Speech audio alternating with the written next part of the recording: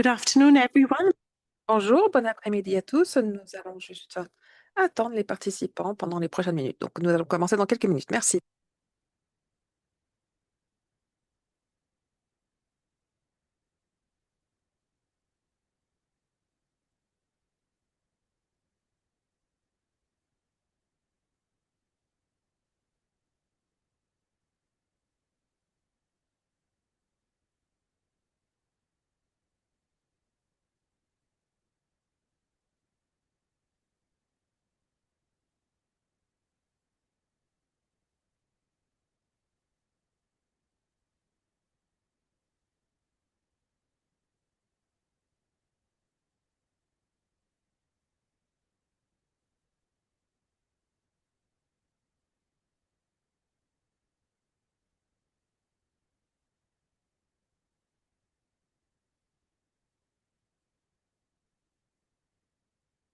Good afternoon. Good. Bon après-midi, bonjour, bonsoir à tous et à toutes. Nous vous donnons la bienvenue, surtout ceux qui nous rejoignent d'un endroit où il est assez tard ou très tôt le matin ou très tard. Je m'appelle Supriya Peyasman et je vous remercie pour vous avoir connecté à ce webinaire sur la protection sociale dans les communautés, l'état de préparation de résiliation.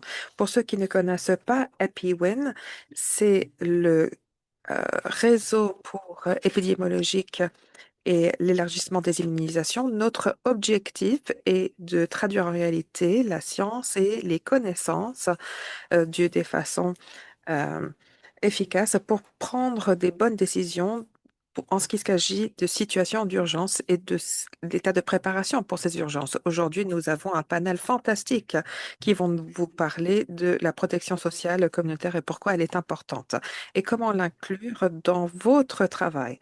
Nous avons ici, juste à côté de moi, nous avons le privilège d'avoir Stella Chongong, qui est la directrice de la sécurité sanitaire et préparation aux situations d'urgence, qui va pouvoir prononcer l'allocution d'ouverture. Merci beaucoup de nous avoir rejoints. Je sais que votre euh, agenda est très chargé. Nous avons Adelheid Marcheng, qui est chargée de programme des situations d'urgence ici à l'OMS, qui va nous donner un aperçu de cette protection communautaire. Nous avons aussi Dr. Sarah Carmine, qui est venue de UNICEF, qui va partager avec nous quelques exemples de cette protection sociale communautaire sur le terrain. Nous allons après passer sur le terrain avec Yann Grandin, spécialiste de la protection des enfants UNICEF pour l'Afrique. Il va nous parler de comment protéger les enfants dans des situations d'urgence et les enseignements tirés, suivi par Amapen, qui est le coordinateur du groupe de santé pour l'Ukraine. Il va parler de comment nous pouvons surmonter des barrières financière en Ukraine et le rôle des espèces et des bons pour la fourniture de services en Ukraine. Enfin, nous avons avec vous Monsieur Kai von Harbu, qui est le chef d'unité de la protection de la communauté de la résilience à l'OMS. Et il va nous parler d'un cadre de résilience et de préparation. Il va nous parler notamment de la protection sociale communautaire. Il va nous parler d'autres priorités aussi et on va voir comment tout ceci est lié ensemble pour mieux protéger la communauté. Alors, ceux qui nous connaissent déjà, ceux qui connaissent HappyWin, ce webinaire est en train d'être enregistré. Cela sera mis à disposition de tous les participants sur le site web. Nous allons aussi avoir euh, une messagerie qui sera ouverte pendant la séance. Nous voudrions bien sûr savoir où vous êtes et quel est votre rôle. S'il vous plaît, ajoutez des questions dans la boîte de questions-réponses et pas dans la messagerie. Si vous voulez, vous pouvez bien sûr partager vos expériences, mais s'il vous plaît, mettez ces messages dans la messagerie. C'est votre webinaire. Et enfin, ceci est une plateforme pour un partage de connaissances pour que tout le monde puisse aller de l'avant. Gardez vos interactions, s'il vous plaît, respectueuses, positives, constructives et bien sûr liées au sujet. et ceux qui ne respectent pas ces règles vont devoir quitter le webinaire.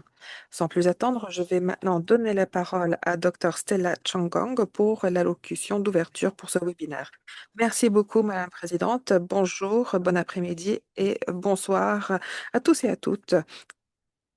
C'est mon grand plaisir de pouvoir vous donner la bienvenue à ce webinaire sur la riposte multisectorielle pour faire face aux impacts socio-économiques des crises dans les communautés.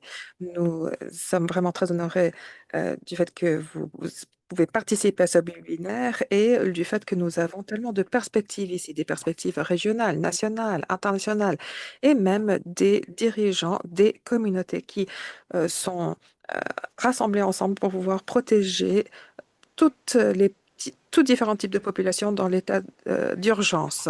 L'état d'urgence, c'est à cause des conflits, des crises, des instabilités politiques.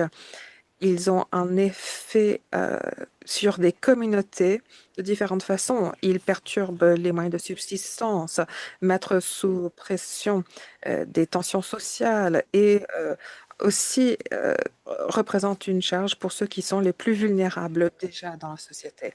Les impacts socio-économiques de ces types de crises sont perdurent dans le temps, sont souvent très complexes et sont interconnectés avec les risques de protection. Voilà pourquoi cette conversation d'aujourd'hui est tellement importante. Aborder ces défis ne peut pas se faire de façon séparée. Nous avons besoin d'une approche multisectorielle qui rassemble la protection, les moyens de subsistance, la santé, l'éducation, la protection sociale, la gouvernance ainsi que le leadership au niveau communautaire est bénéfique, mais c'est aussi essentiel. Quand les différents secteurs travaillent ensemble, les ripostes deviennent plus axées sur la personne, plus durables et plus capables de renforcer la résilience au niveau communautaire. Le webinaire que nous allons tenir aujourd'hui nous donne un espace sur voir comment cette approche multisectorielle peut mieux répondre aux impacts économiques et sociaux en gardant la protection sociale au cœur de ce système. C'est aussi une opportunité de partager nos expériences, les leçons tirées, des approches innovatrices au niveau des développements des politiques ou dans les programmes ou la mise en œuvre en première ligne. Nous donnons la bienvenue à des participants de différentes régions, des praticiens, des personnes qui travaillent dans le monde du développement, la société civile, ainsi que des dirigeants communautaires. Votre expérience collective enrichit ce dialogue et nous rappelle que les crises peut-être sont différentes dépendant des contextes, mais les principes de la dignité, de l'inclusion ainsi que de la protection demeurent universels. C'est aussi une occasion pour nous tous d'apprendre et de mettre à échelle ces différentes approches. Vos suivis, vos retours vont pouvoir nous aider avec des documents à venir. Dans la discussion d'aujourd'hui, nous vous encourageons à euh, participer activement, d'écouter avec curiosité, de partager vos points de vue et voir comment ces aperçus peuvent vous aider avec votre travail. Nous vous invitons aussi à penser de façon critique, de voir comment cette approche multisectorielle peut être renforcée dans votre contexte particulier et comment les voies communautaires peuvent être mieux centrées dans la riposte ainsi que la récupération. Notre objectif n'est pas seulement de répondre aux crises, mais aussi d'aider les communautés à reconstruire leur vie et à renforcer les systèmes qui les protègent. Et c'est vrai pour l'instant présent ainsi que pour le futur. Merci beaucoup d'avoir pris le temps de vous être connecté à ce webinaire et merci beaucoup pour votre engagement à continuer à travailler sur ce domaine, la protection sociale des communautés dans des situations d'urgence. J'ai hâte d'avoir cette discussion où tout le monde pourra participer et j'espère que vous allez saisir cette opportunité. Merci beaucoup. Thank you so much. Merci beaucoup à Dr. Stella Changong et merci beaucoup pour votre soutien. Merci beaucoup d'avoir appuyé notre travail pour cette approche multisectorielle dans les situations d'urgence. Comme vient de dire Dr. Stella, c'est un dialogue en cours de longue date et nous voudrions entendre parler euh, des expériences sur le terrain que vous avez peut-être eues. Et je voudrais partager avec vous une diapositive sur Slido. Je vous prie juste un moment pour mettre la diapositive à l'écran.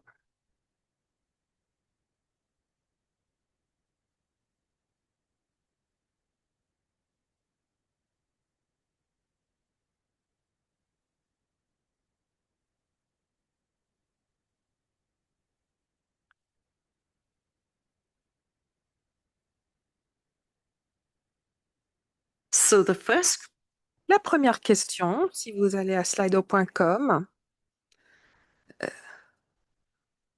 ça sera aussi dans le chat. Donc slido.com, dièse 35 29 546. Notre première question à l'écran est est-ce que vous mettez en place en ce moment même des approches de protection sociale communautaire dans votre travail?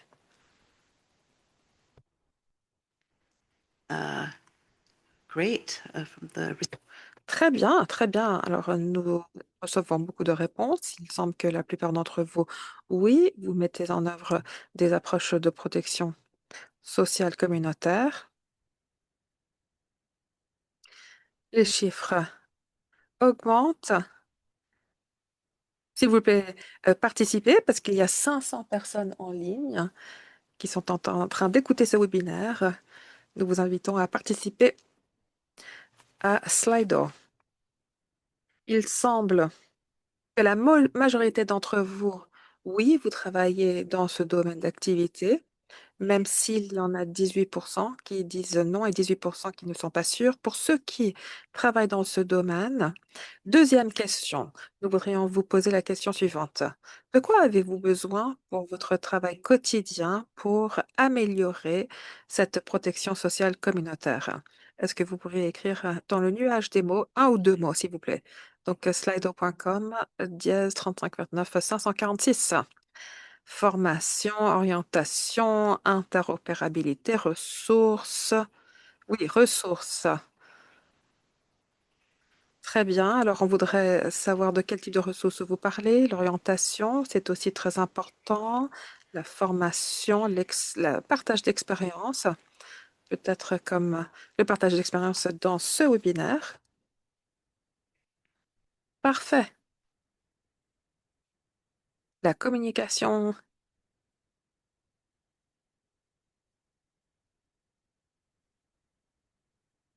orientation, mécanisme de coordination renforcé. C'est très bien. Je suis ravie de voir tous ces mots à l'écran. Alors, continuez à envoyer vos réponses. Mais maintenant, je vais arrêter de partager l'écran et nous allons passer à la partie technique du webinaire. Mais nous avons le Slido qui est en ligne et qui est disponible pendant notre webinaire. Et s'il vous plaît, répondez à la première et la deuxième question. Nous allons avoir encore plus de questions pendant ce webinaire un peu plus tard. Et je vais maintenant arrêter le partage de cet écran et passer au début de la présentation technique. Nous avons eu plus de 100 réponses et c'est fantastique. Et j'aimerais maintenant inviter Dr. Adelheid et Dr. Sarah à commencer la séance technique avec un aperçu de la protection sociale communautaire suivi par des exemples qui nous proviennent du terrain de l'UNICEF, par exemple. Adelheid et Sarah, vous avez la parole. Priam. Merci beaucoup. Bonjour, bon après-midi, bonsoir, où que vous soyez. Comme l'a dit Dr. Chungong, Ce ne sont pas seulement les systèmes sanitaires qui sont affectés, c'est aussi l'éducation, l'emploi, le commerce, la sécurité euh, sanitaire. Et ces effets peuvent aggraver la pauvreté, bouleverser les modes de subsistance et creuser les inégalités si l'on ne s'y attelle pas de manière globale et rapide. Dans ce webinaire, nous souhaitons mettre l'accent sur le niveau communautaire et nous souhaitons mieux comprendre les interventions multisectorielles afin de mettre en œuvre la protection sociale communautaire. Diapositive précédente, s'il vous plaît. Dans la préparation de la riposte face aux urgences, nous souhaitons vous donner des exemples concrets du terrain qui illustrent comment mettre en œuvre des approches multisectorielles pour la protection sociale communautaire, mettant les communautés au cœur du travail. En même temps, c'est l'occasion de parler des lacunes et des besoins en matière de soutien, ce qui manque et ce qu'ensemble nous pouvons améliorer. Et nous souhaitons également vous faire contribuer à ce processus euh, de mise à l'échelle du concept de protection sociale communautaire. La protection sociale communautaire dans les crises, c'est un système de mesures coordonnées qui répondent aux besoins euh, et assure la protection des vies et des modes de subsistance lors de chocs dans les communautés, comme pendant les épidémies, les catastrophes naturelles ou les conflits.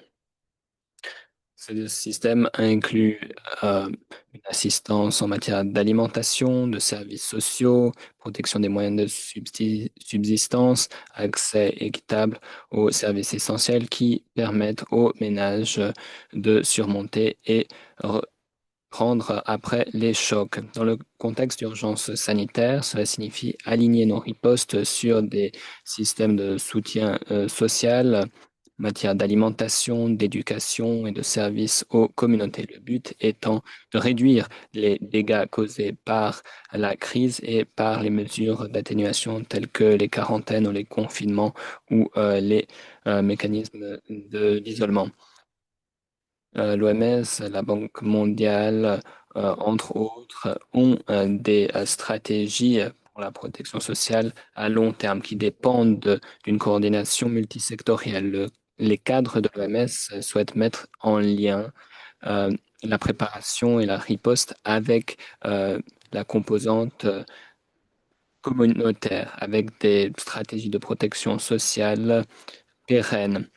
Les groupes vulnérables et marginalisés sont souvent exclus des systèmes de protection sociale nationaux. Ces systèmes sont souvent sous-développés. C'est là qu'un soutien externe ou de réserve peut entrer en jeu.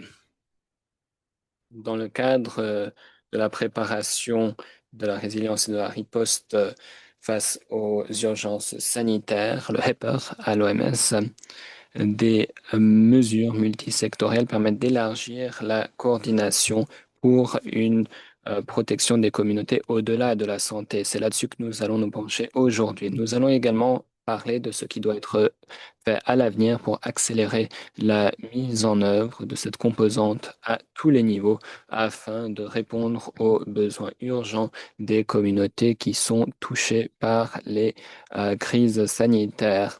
Nous avons besoin d'une coordination multisectorielle, d'actions coordonnées qui mettent l'accent sur l'équité et qui assurent que les protections ne créent et ne renforcent pas les inégalités existantes, tout en réagissant aux priorités et au contexte de chaque communauté. Aligner la santé, la protection sociale, l'éducation, la nutrition, les moyens de subsistance et le soutien psychosocial ainsi que la gouvernance locale permet d'atténuer les effets directs et indirects sur les communautés, tout en assurant une distribution équitable des biens et des services, répondant aux besoins de base des ménages et renforce les stratégies de survie sans créer des cycles délétères, par exemple la vente d'actifs ou le retrait des enfants des écoles. Diapositive suivante. Parlons maintenant de la mise en place de la protection sociale communautaire d'un point de vue multisectoriel. La coordination multisectorielle et la notion de protection sociale communautaire est quelque chose que nous avons bien établi dans les contextes humanitaires, mais nous avons peut-être besoin d'une approche plus systématique dans le cadre de la riposte face aux urgences. Nous avons besoin de définitions claires et nous avons besoin de définir les groupes à être ciblés par la protection sociale communautaire. Il faut faire participer tous les acteurs par le biais de paquets de euh, protection sociale communautaire.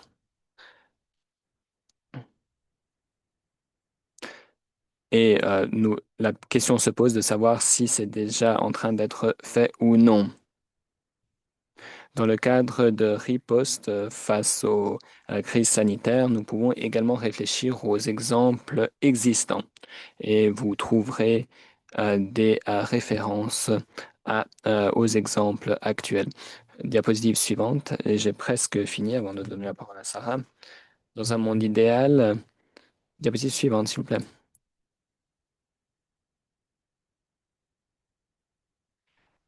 Idéalement, tout ceci fonctionne au carrefour de la gestion des crises, des soins primaires et de l'engagement des communautés, en traduisant la riposte face aux crises en protection de tous les jours. Il faut assurer la continuité, la réaction rapide, euh, faire rencontrer les institutions et les communautés. Cette protection sociale est ce qui fédère toutes les actions qui répondent aux besoins des gens en renforçant la résilience au niveau des ménages. La protection sociale communautaire assure que la santé n'est pas protégée aux dépens des moyens de subsistance. Au contraire, les deux sont protégés ensemble. La protection sociale communautaire transforme les communautés. Ce ne sont plus des récipiendaires passifs, mais des partenaires actifs.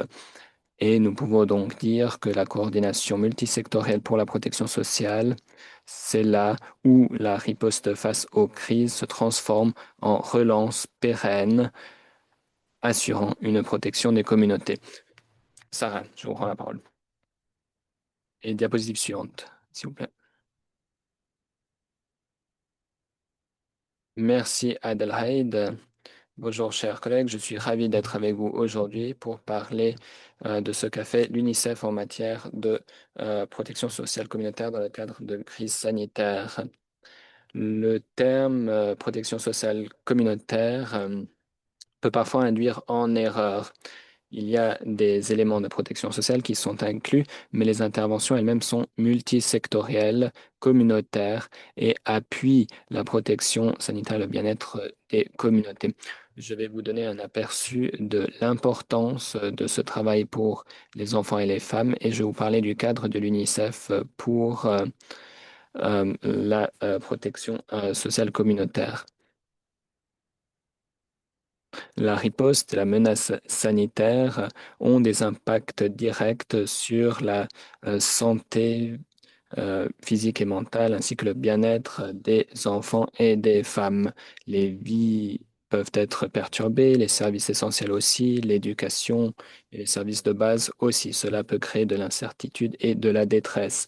Les interventions telles que l'isolement ou la quarantaine peuvent parfois séparer les enfants de leurs parents, ils peuvent perdre leur accès à l'éducation et leurs besoins en matière de santé mentale augmentent, à la fois du côté des enfants et des familles. Le risque de violence, y compris la violence sexuelle et les abus, augmentent aussi. Les politiques euh, peuvent avoir un effet réel. Et il faut assurer que les intérêts des enfants, des femmes et des personnes les plus vulnérables doivent être au cœur des efforts de riposte et de résilience. Il faut faire en sorte que les systèmes de santé de riposte travaillent ensemble. Les familles doivent être inclus dans la conception des interventions pour que ces interventions soient adaptées au contexte, équitables et s'ancrent dans la réalité. Diapositive suivante.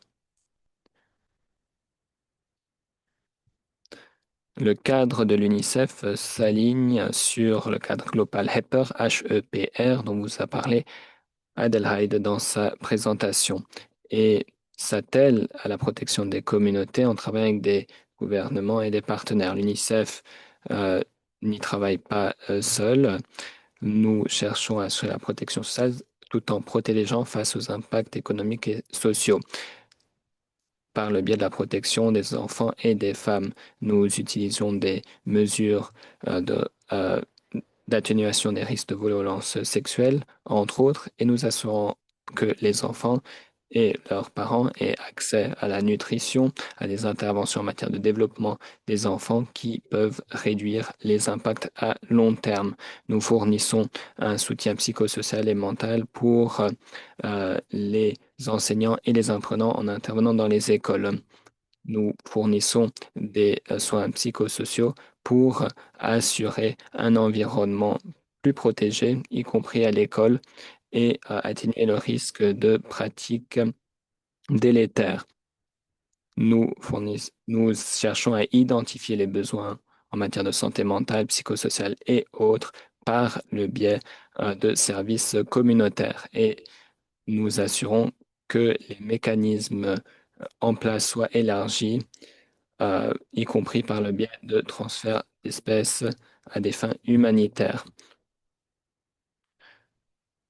Nous faisons aussi le suivi de l'accès des enfants aux services afin de rectifier le tir si nécessaire. Il faut donc travailler dans plusieurs ministères, travailler sur la santé des enfants, mais aussi le bien-être dans un sens plus général.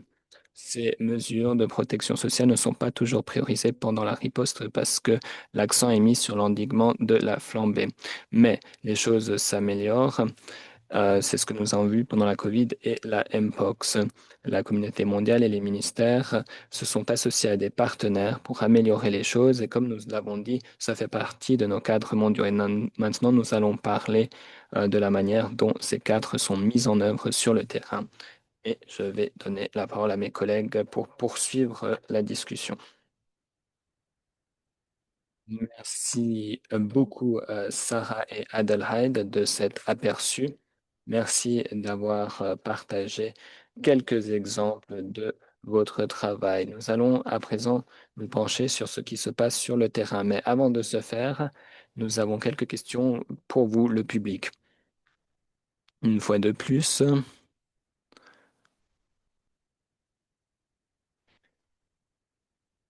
alors, je vois que vous êtes nombreux à avoir déjà trouvé le Slido.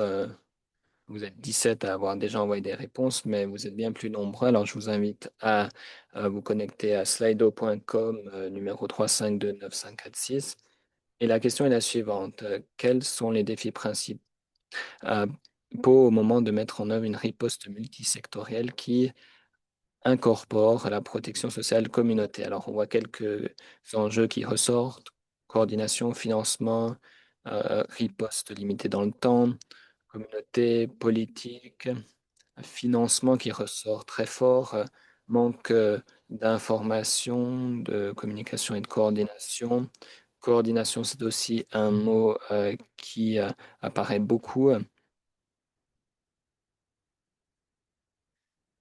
Je vous invite à continuer à répondre. Il y a déjà 50 répondants, mais nous avons plus de 600 personnes connectées en ligne. Je vous invite vivement à partager avec nous vos avis. Coordination, financement, deux mots qui ressortent de façon particulièrement marquée. Communication aussi. Voilà donc plusieurs enjeux transversaux que vous avez relevés. Comme d'habitude, je vais m'arrêter là pour gagner du temps. Je vais arrêter le partage d'écran, mais le Slido reste ouvert, slido.com 3529546. Veuillez continuer à envoyer vos réponses. Il y a 88 réponses. Il serait formidable d'en recevoir quelques-unes de plus. Peut-être peut-on atteindre les 100. Et sur ce, passons au terrain.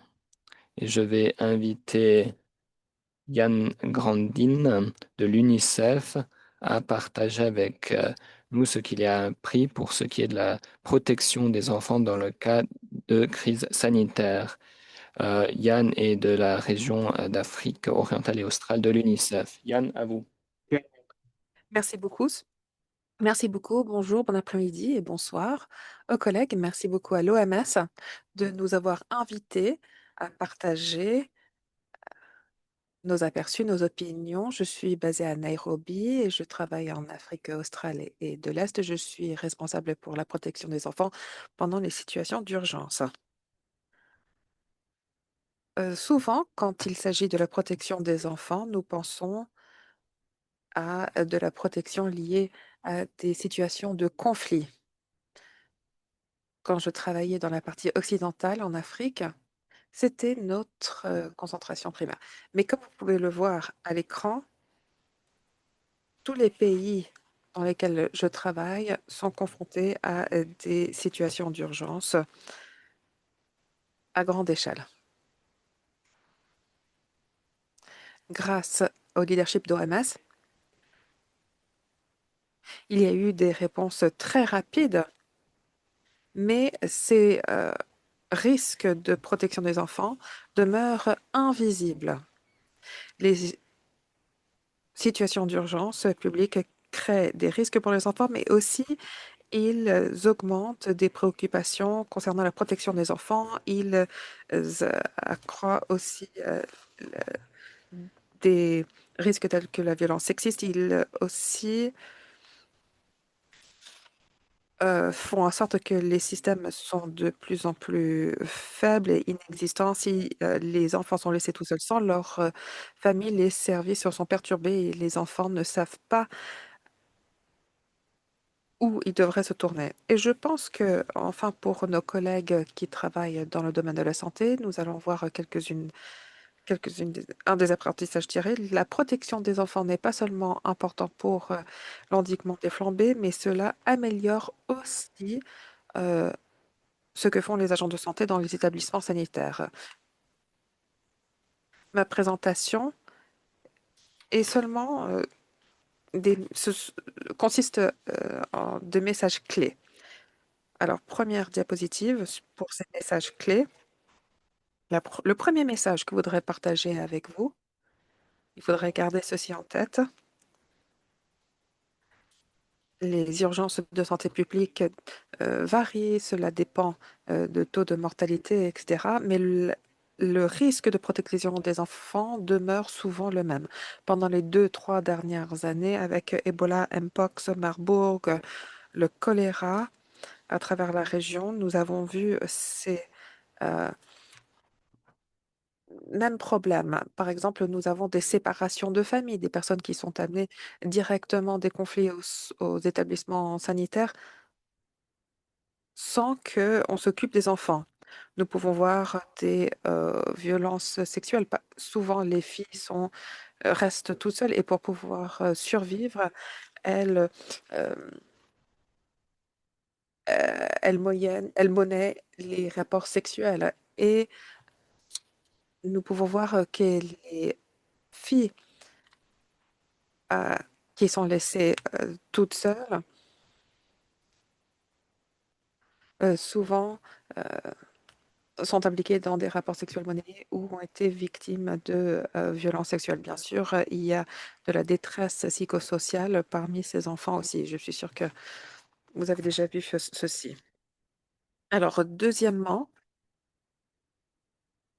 quand nous avons des urgences sanitaires, des services sociaux sont absolument essentiels pour cette riposte. Tout d'abord parce que tous les services sociaux, y inclus les structures, sont complètement dépassés, sont débordés et parfois certains d'entre eux doivent euh, arrêter leurs activités et souvent, ils sont les seuls qui fournissent des services aux enfants. Dans beaucoup de contextes, vous avez des communautés de protection sociale qui sont responsables pour la fourniture de ce type de soutien à ces enfants.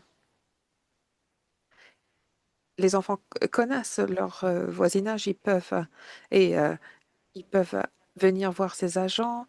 Ces établissements peuvent aussi fournir des soins temporaires.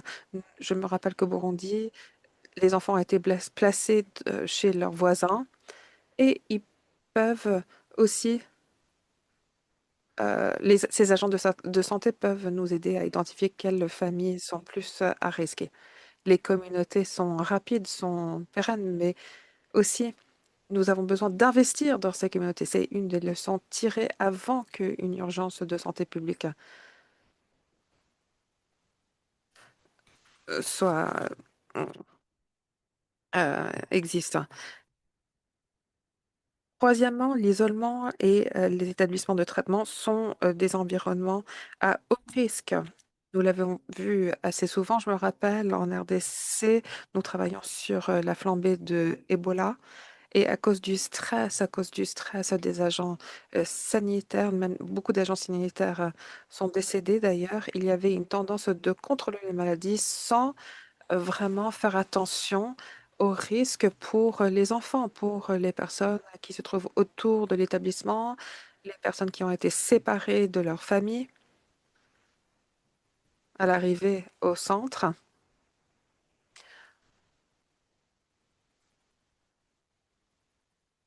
Nous avons vu parfois que le matériel qui est utilisé pour informer les personnes qui sont dans ces services n'est pas adapté, euh, n'est pas euh, adapté aux enfants. Et nous pouvons voir que nous pourrions réviser ce matériel qu'il faudrait pouvoir donner des feuilles de la formation adaptées aux enfants. Quand il y a une grande urgence de santé publique,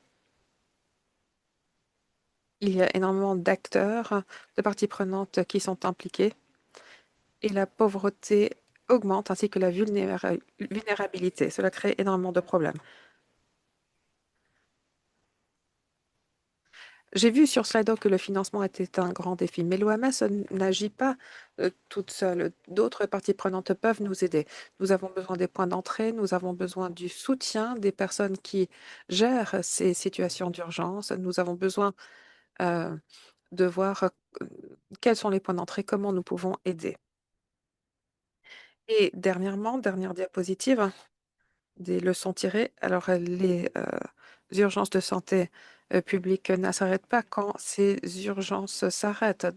Dans certains cas, l'impact sur le long terme est absolument énorme. Vous pouvez avoir, comme pour une maladie telle que le Mpox, le taux de létalité est très bas, mais les personnes doivent rester dans ces établissements sanitaires pendant très longtemps. Et il y a beaucoup de revenus qui sont perdus et beaucoup de personnes vivent au jour le jour. Ils gagnent l'argent au jour le jour d'habitude pour pouvoir acheter de la nourriture et de vivre, etc. Nous voyons assez souvent que pour survivre, les familles vont commencer à être impliquées dans des mécanismes de survie vraiment très négatifs, vraiment très dangereux. Par exemple, les enfants doivent commencer à travailler. Nous l'avons vu en Zambie pendant la flambée du choléra. Beaucoup d'enfants étaient dans la rue parce qu'ils devaient gagner de l'argent pour la famille, tandis que les adultes qui travaillaient d'habitude étaient dans ces établissements. Il y a un nombre de stigmatisation, de discrimination aussi, ce qui a un impact sur les familles, ce qui m'amène à ma dernière diapositive. Pour aller de l'avant, 4 points clés que je voudrais partager avec vous. Il faut aider les acteurs de protection des enfants et il faut faire en sorte qu'ils soient impliqués dès le premier jour. Invitez-nous à faire partie de la coordination, à investir dans les communautés, bien sûr, c'est très important. La protection des enfants, c'est quelque chose d'absolument vital. Et aussi, garder en tête donc ces communautés qui sont absolument essentielles. Les urgences de santé publique aussi peuvent aider avec la construction de systèmes plus résilients à l'avenir. Dans la messagerie, je vais vous donner quelques documents avec ces enseignements tirés et merci beaucoup de m'avoir donné la parole. Merci. Merci beaucoup à Yann et merci beaucoup de nous avoir donné de l'information sur ces enfants parce que souvent, comme vous avez dit, ils sont invisibles dans ces urgences. Et cette dernière leçon est très intéressante. Quand les situations d'urgence arrêtent, il y a encore énormément d'effets qui sont ressentis. Et comme nous sommes en Suisse, vous avez bien entendu la cloche qui a sonné. Maintenant, nous allons passer à Dr. Ama Pen. Nous passons maintenant de l'Afrique du Sud et de l'Est à l'Ukraine. Docteur Ama, vous avez la parole pour parler de la situation en Ukraine.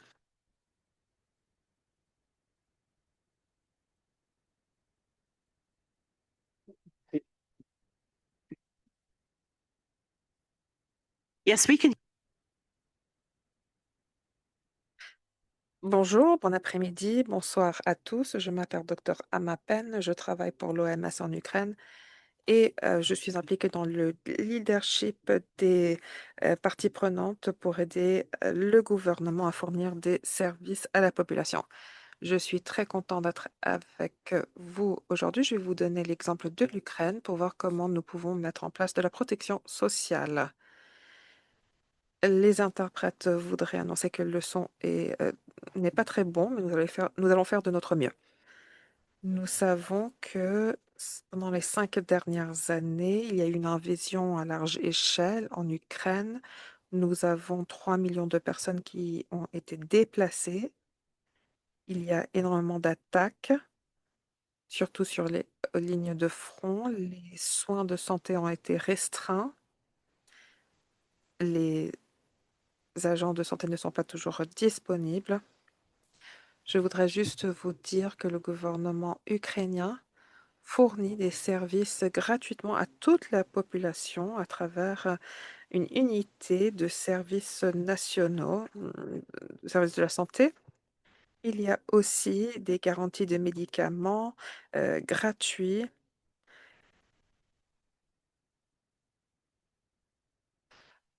Sur les lignes de front, nous voyons qu'il y a énormément de défis en ce qui concerne la fourniture de soins et de médicaments.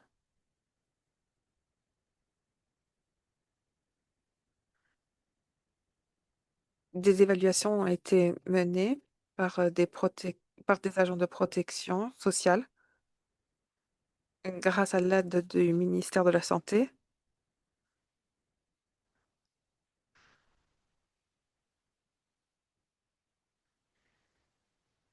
Nous essayons d'aider les plus vulnérables, les personnes qui ont une mobilité restreinte, les personnes qui vivent avec un handicap, des enfants, des femmes enceintes. Nous faisons en sorte qu'ils puissent avoir accès à des services de santé.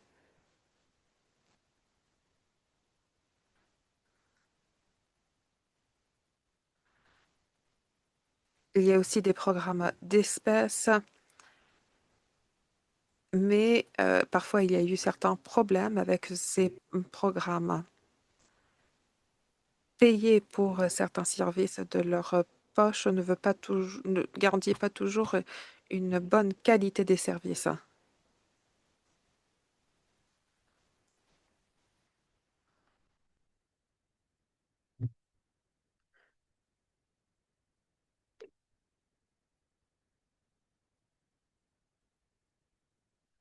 L'OMS se coordonne avec d'autres partenaires, le ministère de la Politique sociale et d'autres. Ils se sont réunis pour voir comment ils pourraient fournir des services, des solutions. Nous avons pu clarifier comment nous pouvons aborder ces différentes barrières en termes d'accès à différents emplacements et le transport, la disponibilité des médicaments, accès à des rendez-vous, laboratoires et services dans le domaine de la reproduction, et les soins pour la santé sexuelle. Nous avons des plans d'action en place. Il y a beaucoup de communication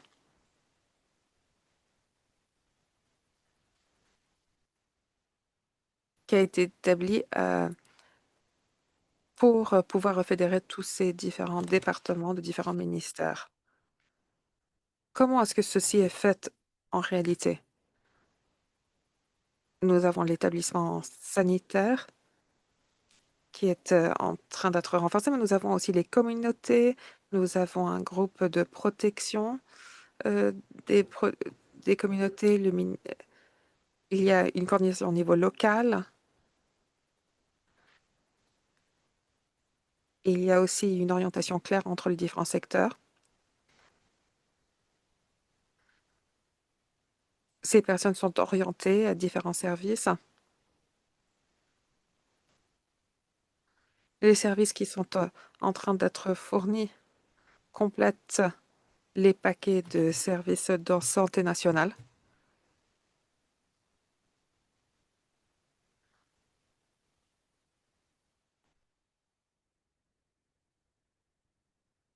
Nous identifions des endroits où il n'y a pas de services ou un manque de services et nous nous focalisons sur ces endroits.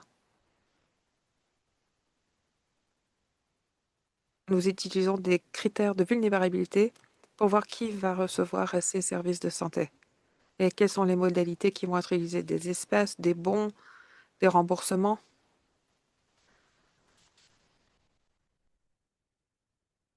Pendant les 4 dernières années, j'ai travaillé sur ces défis. Nous avons un cadre clair qui nous indique comment identifier les barrières, comment les partenaires peuvent nous aider avec la planification. Et nous avons des procédures d'opérationnalisation normalisées. Le ministre de la Protection sociale, le ministère de la Santé aussi, nous aide avec la mise en place de ces programmes et peut nous aider à voir combien de progrès nous avons accomplis. Une fois que les besoins ont été identifiés en termes de protection, ils peuvent être envoyés au ministère de la Protection sociale et au ministère de la Santé. Il y a aussi plus de sensibilisation au niveau du gouvernement pour renforcer ce type de programme. Vous voyez qu'environ 31 000 personnes vulnérables ont pu recevoir des services. On voit également que 3,6 millions de dollars ont été affectés à l'aide en espèces et en dons.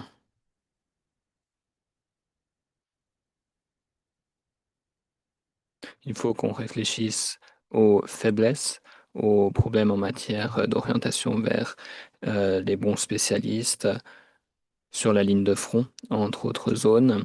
Il faut assurer un meilleur partage de l'information et c'est là qu'intervient le tableau de bord. Ensuite, autre défi, la couverture. Toutes les zones ne sont pas bien couvertes. Les partenaires et les donateurs doivent pouvoir accepter une certaine souplesse en matière d'affectation des services. Autre défi, manque d'intervention du côté de l'offre. Il faut réfléchir également aux personnes qui peuvent offrir des soins et des services. De ce côté-là, on a bien sûr les consultations, les laboratoires, les services de réadaptation, entre autres. Nous n'avons pas toujours tous les services à disposition et donc nous devons voir comment améliorer les choses. Parfois, les partenaires peuvent fournir ce qu'il faut. Parfois, ce n'est pas le cas. Le secteur privé a été absolument indispensable. Et ce qui est important, c'est d'assurer une bonne coordination entre les différents partenaires, le secteur privé et les ministères concernés pour assurer une bonne distribution des tâches. Parfois, ce manque du côté de l'offre rend difficile ou les problèmes en matière d'électricité dans certaines zones rendent le système de réorientation vers d'autres services compliqué. Ensuite, nous pensons que l'utilisation des espèces et des dons doivent compléter les systèmes existants. Il faut toujours reconnaître ce qui existe déjà sur le terrain, reconnaître quels efforts sont déjà entrepris par les ministères et le gouvernement afin de compléter les efforts déjà entrepris. Il faut bien choisir la stratégie, le leadership, les partenaires. Avec le temps, les gouvernements réfléchissent et améliorent leur stratégie pour assurer une meilleure assistance sociale. Et cette adaptation est nécessaire à chaque étape pour rationaliser le travail.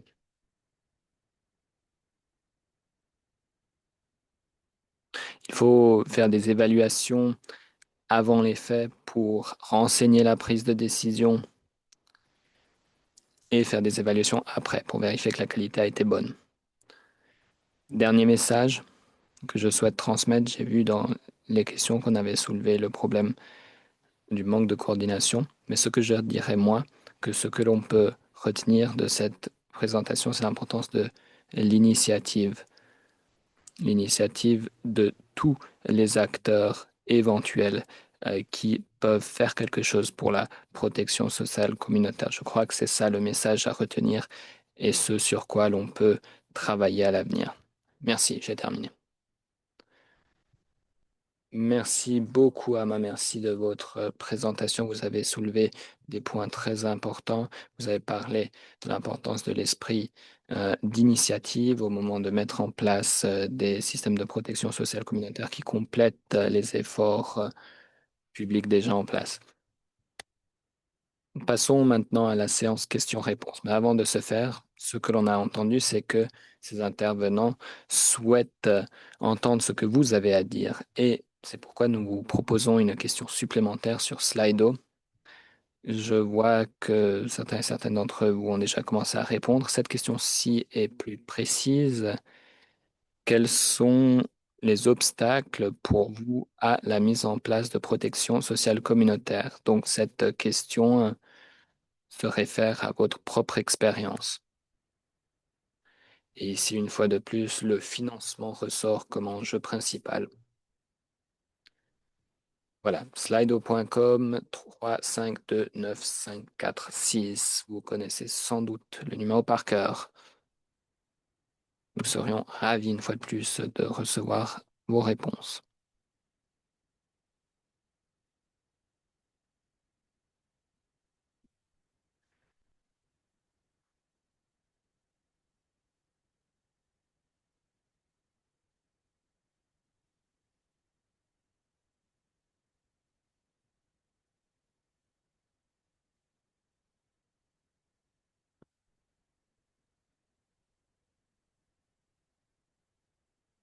Okay, I can see that refunding remains.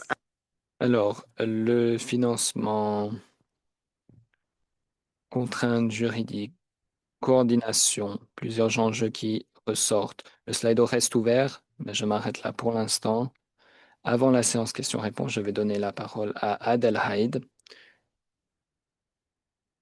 Vous avez entendu ce qui se passe sur le terrain, mais nous allons maintenant vous donner quelques exemples concrets. Adelheid, à vous.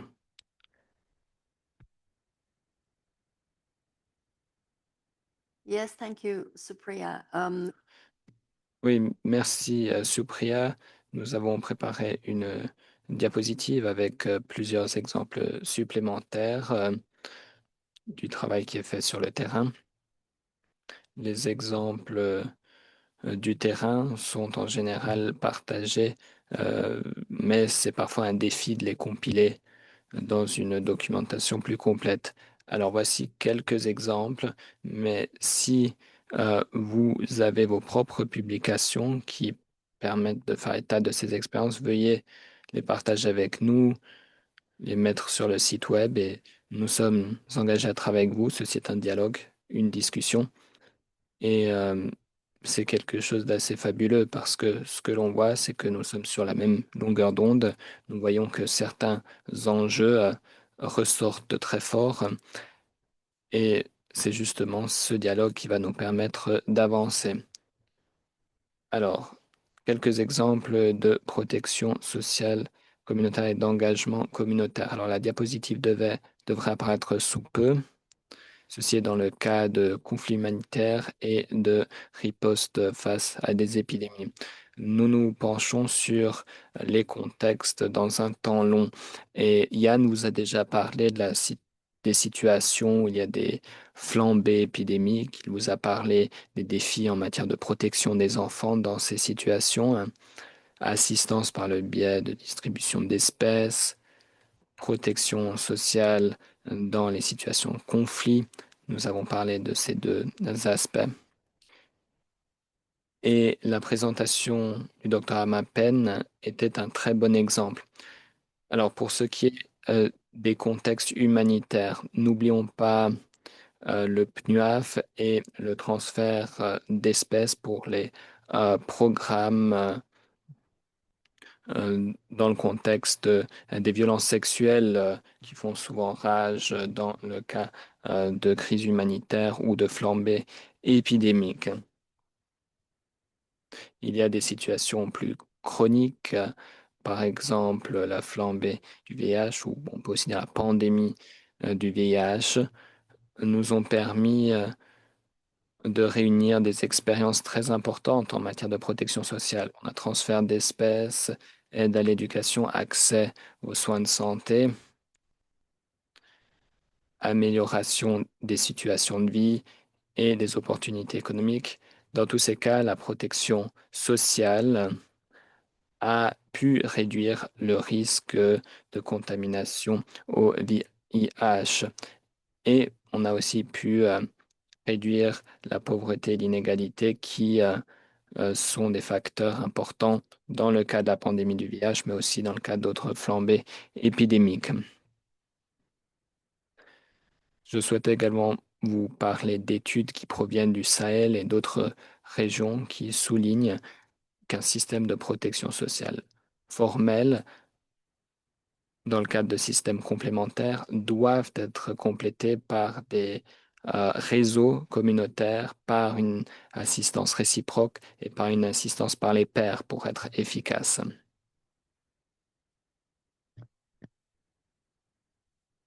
Et mes collègues ont déjà parlé du fait que nous devons travailler ensemble, main dans la main. Personne ne doit travailler seul, comme l'a dit Yann. Nous sommes ensemble et ensemble, nous pouvons également réduire les coûts et créer des synergies. Merci. Merci Adelheid de ces exemples.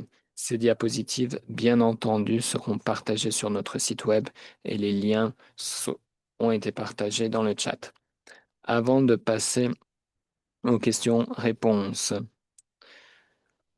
notre représentant de la protection communautaire et de la résilience à l'OMS n'a pas pu être avec nous aujourd'hui, mais il a enregistré une vidéo qui explique où intervient la riposte multisectorielle. Comme vous le savez, le cadre pour la protection sociale inclut la protection des sociaux comme sous-enjeux et il y a trois catégories, dont les interventions au niveau des populations et le point qui nous intéresse aujourd'hui, l'approche multisectorielle. Et donc, Kai va vous parler de l'interaction entre ces trois enjeux importants, ces trois objectifs importants. Écoutons maintenant l'enregistrement que nous a fait Kai. Merci beaucoup et toutes mes excuses. Je n'ai pas pu participer à ce webinaire très important en personne. Je souhaite revenir sur ces questions du point de vue de la protection communautaire et de la résilience. Les mesures de santé sanitaire ne fonctionnent pas de manière distincte du reste du monde. Elles ont un impact sur les besoins de base et la vie des gens. Et c'est là que les mesures multisectorielles sont un des objectifs clés de la protection communautaire. Il y a trois éléments clés de la protection qui doivent travailler ensemble: l'engagement et la communication des risques, les interventions au niveau des populations et les actions multisectorielles pour une protection économique et sociale. Ce ne sont pas des voies parallèles, ce sont des actions qui se renforcent. Si une de ces actions manque, les deux autres ne marchent pas aussi bien. Les gens peuvent parfois recevoir un avis médical, mais ne peuvent pas y donner suite parce qu'ils vivent au jour le jour. Ces personnes ne peuvent pas forcément arrêter de travailler, changer d'habitude, parce que sinon ils se retrouvent dans une situation où ils ne peuvent pas gagner d'argent, ils ne peuvent pas nourrir leur famille. Dans ce cas, la non-conformité, le non-respect n'est pas un problème de confiance, c'est un problème de besoin socio-économique. Et c'est pourquoi ces considérations sont cruciales pour que les orientations médicales soient équitables et crédibles. L'assistance en espèces, le soutien en matière d'alimentation, la protection des enfants sont des facteurs qui vont permettre aux gens de respecter les orientations médicales sans avoir recours à des stratégies de survie délétères. Ça va permettre de réduire les risques de transmission, mais aussi la peur, la stigmatisation, le mal social, tout en protégeant la cohésion sociale pendant les crises. Voilà notre objectif. Nous voulons des mécanismes cohérents qui fonctionnent en pratique et permettent aux acteurs de la santé de travailler avec les secteurs de l'éducation et du bien-être. Il faut aligner les activités de riposte avec les réalités sur le terrain. Et ce n'est pas juste une question de riposte. Tout cela doit être intégré dans notre planification pour réduire le besoin de solutions sur le tas. Je souhaite remercier nos collègues à l'UNICEF pour l'excellente collaboration dont ils ont fait preuve sur cette question. Merci et je me réjouis de la suite de la discussion. That was Dr. C'était Dr. Kai von Harbu qui parlait des 3 objectifs de la protection communautaire. Et sur ce, nous allons maintenant passer à la séance questions-réponses. Donc, toutes les questions que vous avez écrites dans cette boîte messagerie de questions-réponses, nous allons pouvoir y répondre. Alors, si vous avez des questions, s'il vous plaît, écrivez-les dans la messagerie de questions-réponses. Très bien. La première question. Tout d'abord, il y a des remerciements. Il y a des remerciements pour nous et merci beaucoup. Je suis ravie de voir que ce webinaire est très utile. Nous avons pu identifier dans la question-réponse les personnes qui vont répondre à ces questions.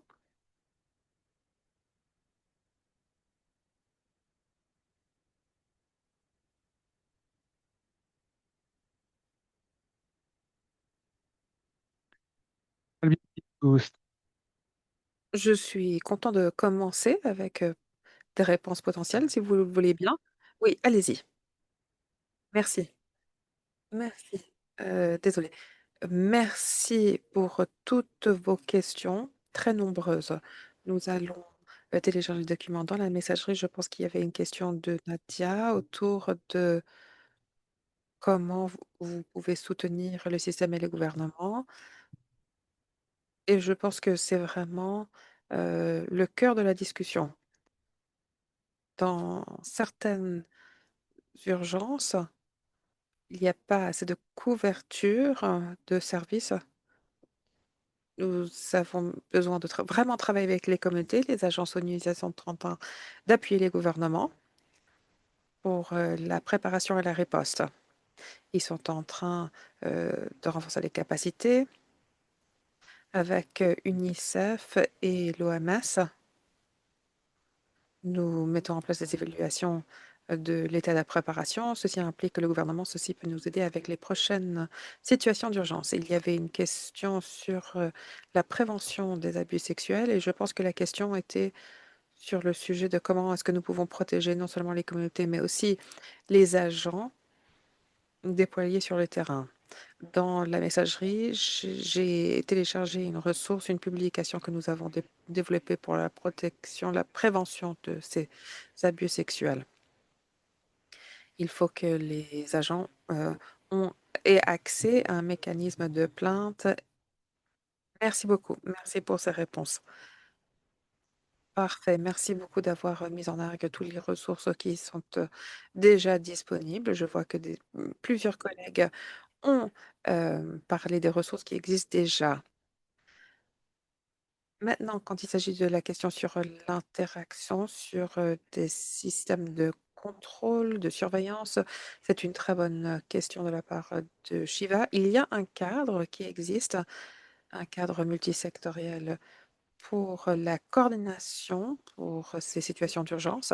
Le lien a été copié dans le chat. Vous allez pouvoir peut-être trouver des réponses si vous cliquez sur ce lien. Et nous pouvons aussi répondre à des questions par email. Et à peine, est-ce que je vous donne la parole pour répondre à une question particulière. Je peux voir qu'il y a une question de Mohamed qui a posé une question sur la transition. Malheureusement, les interprètes s'excusent, le son est vraiment très mauvais.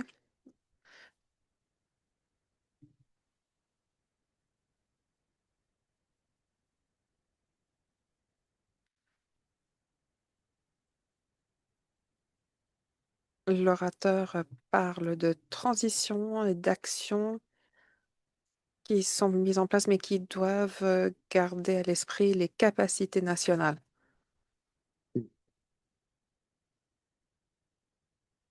Il parle aussi des cadres nationaux d'action. Et malheureusement, le son n'est pas suffisant pour pouvoir fournir des services d'interprétation. Nous nous excusons. And implement will reflect in this record. And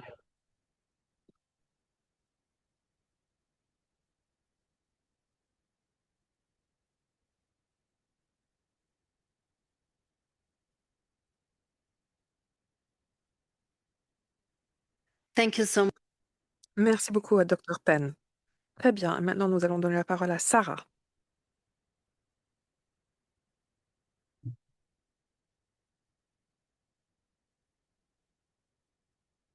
Merci beaucoup, Adelheid. Je pense que nous avons pu répondre à plusieurs de ces questions, mais il y a encore quelques questions ouvertes. Je suis tout à fait d'accord. Il y a énormément de commentaires dans le chat. Nous avons répondu à la plupart des questions. Nous avons beaucoup à apprendre sur ce point de la protection sociale. Nous pouvons tous apprendre l'un de l'autre et voir comment ce travail fait partie de la planification en urgence. Merci beaucoup pour ce commentaire. Magnifique. Merci, Sarah. Nous allons maintenant passer à la conclusion de notre webinaire. Nous avons quelques messages clés que nous allons projeter à l'écran. Et nous sommes ravis, comme je l'ai dit au début, par ces messages clés que vous nous avez fournis aussi dans le chat. Nous pouvons voir que nous sommes sur la même longueur d'onde.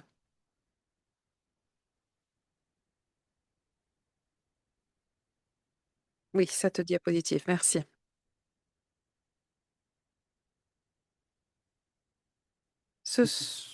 Voilà les messages clés que vous pouvez euh, remporter chez vous. Alors, nous avons identifié quelques points similaires.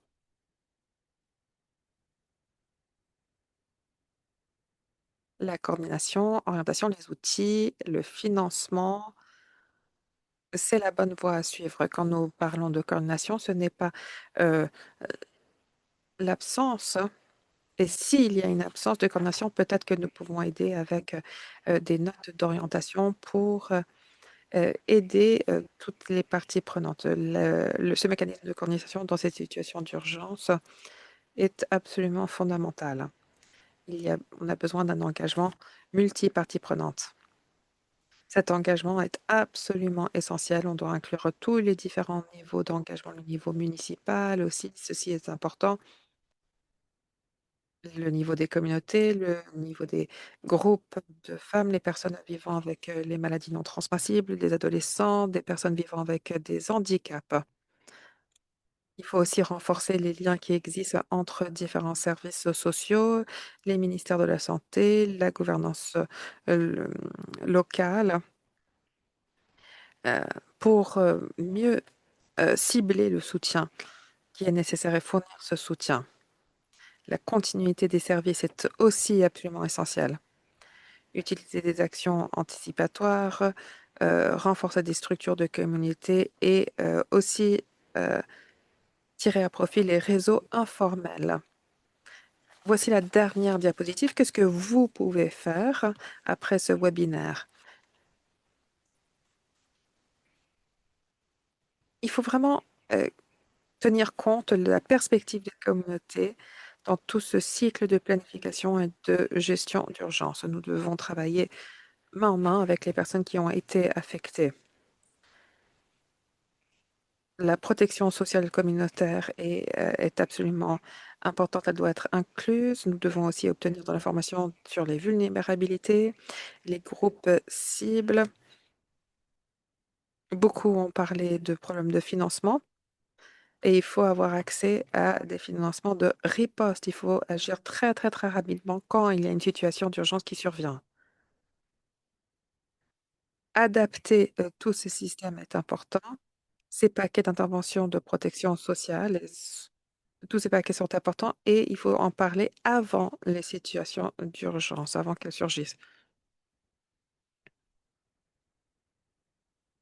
Je pense qu'on reviendra avec un autre webinaire à ce sujet et voir ce que nous avons pu faire avec les orientations qui vont être publiées bientôt sur la coordination sectorielle et la continuité des services.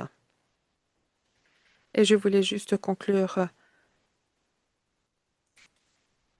en revenant sur ce que vient de dire un de mes collègues. Nous ne sommes pas tout seuls, nous devons juste travailler ensemble pour pouvoir maximiser toutes nos connaissances. Je vous redonne la parole, Souria. Merci beaucoup à Adelheid et merci encore à tous et à toutes, à tous nos collègues qui sont connectés en ligne. Ce n'est pas la fin de notre webinaire. Nous arrivons à la fin. Nous avons une dernière question pour vous. Comme Adelaide vient de le dire, c'est le tout début d'un dialogue. Et ce dialogue, pour aujourd'hui,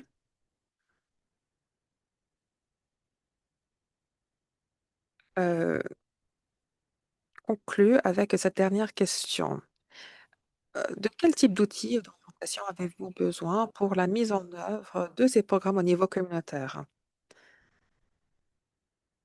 Merci. Je peux voir qu'il y a quelques réponses.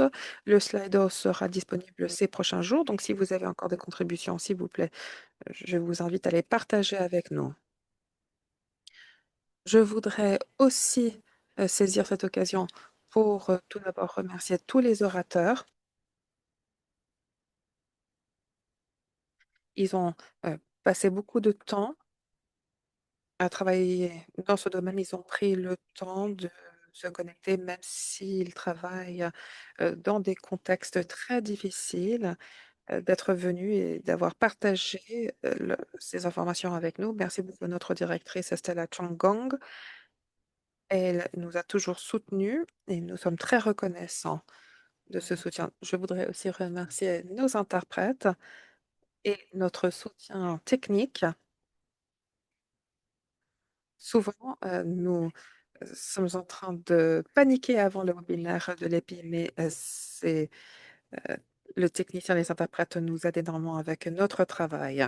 En coulisses, je ne sais pas si vous pouvez le voir dans la salle, Michael et Amra qui sont aussi avec nous. Ils travaillent en coulisses, ils ont envoyé les invitations, ils nous ont aidés avec l'organisation, la logistique de ce webinaire. Merci beaucoup à ces deux personnes pour avoir effectué ce travail. Et dernièrement, à Kanika et nos collègues du projet ECHO, nos partenaires de Ewin, nous voudrions les remercier. Merci pour votre appui et merci beaucoup pour ceux qui travaillent avec nous de la part de ECHO. Je vois qu'il y a beaucoup de participants qui sont encore connectés, encore 400 sont avec nous. Nous voudrions vous remercier. HappyWin est HappyWin grâce à vous, grâce à votre engagement, votre travail acharné.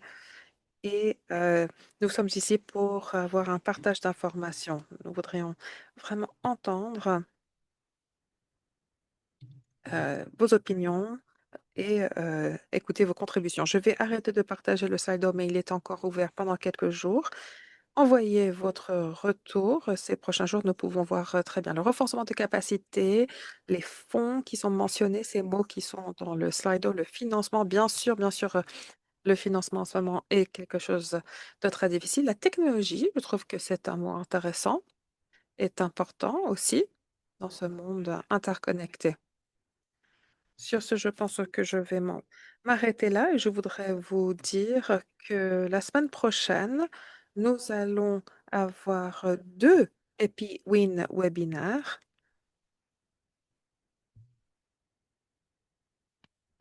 Et j'avais mon écran juste ici. Je voulais le partager avec vous. Je ne sais pas exactement où il est passé.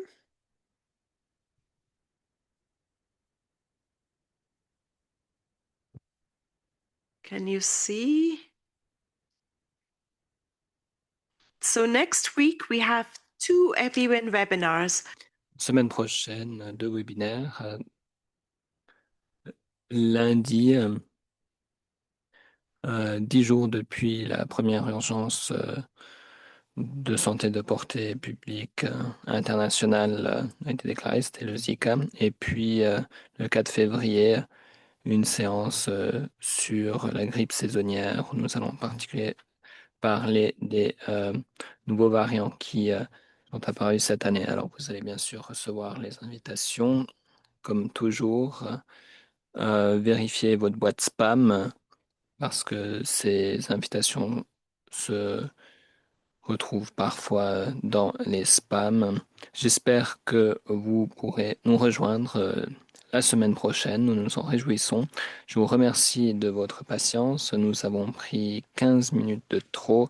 Nous allons nous arrêter là et je vous remercie. Yeah, love the emojis coming up. We love having you too. So nice.